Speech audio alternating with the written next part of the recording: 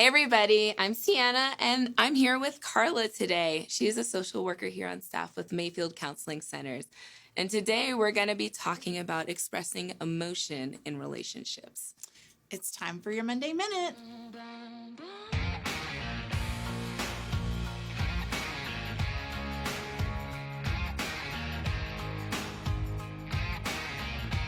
So we know that expressing emotions in relationships is super important, but how do we even get started?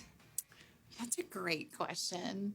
So I think, as we talked about this earlier, I think as we look at that, the first thing you want to do is make sure that the person you're talking to is in a position to hear you. So even as simple as, if your partner is cooking dinner and the kids are running around screaming, it's probably not the best time to share an intense emotion or something that's coming up, right? Right, yeah. That makes sense.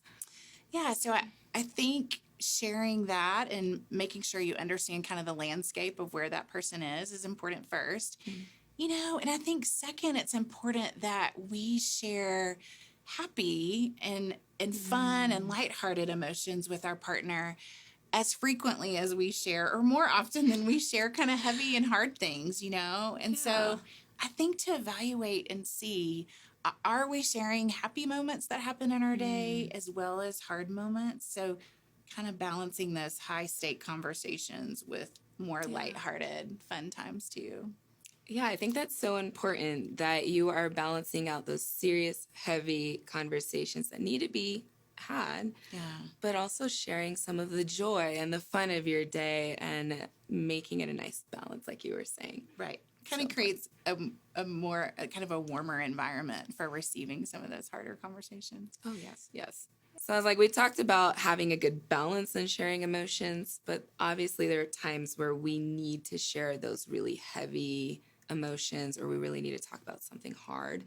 How would you direct someone in having those kind of interactions, those kind of conversations? Great question. I think it's important that one, we give ourselves permission to share those, but two, that when we're sharing them with our partner, that we are able to communicate to them not just the hard emotion, but what we need from them in that conversation. So I think we've become a culture sometimes that are afraid to give the person we're talking to the script that they need to respond to us. And I think we need to say, it's okay to say to our partner, I need you to just hear me in this, or I need you to respond and let me know that sometimes life just sucks. Yes. I think oftentimes we try to fix it or we're not sure how to respond. Right. And oftentimes we respond in a complete opposite way than our partner's wanting us to respond. So I think giving ourselves permission to be able to communicate, this is what I'm going to need from you in this conversation, whether it's just to hear me or I just need a short response. I think being very direct is most important when we're getting ready to share those conversations. Well, I think that what you just said is just so key, so important.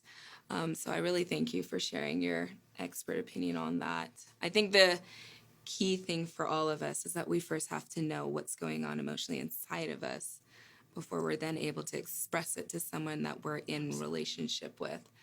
So probably first place for a lot of us is to do some personal reflection on what we are actually feeling. And only then should we venture out in our relationships to actually start expressing that. So I think that some key takeaways from what Carla has shared is that survey your relationships. Find an opportunity that is a safe place, that it's the right timing for you to go ahead and start expressing yourself. Don't be afraid to do the hard expression. Sometimes go and, have that difficult conversation. And then don't be afraid to say what you actually need from that other person. So thank you so much, Carla, for coming and sharing with us today. I hope to have you again soon. Yes, I'd love that. Awesome. Well, everybody, I hope you have a great rest of your week. Get yourself to the weekend, and I can't wait to see you again next Monday.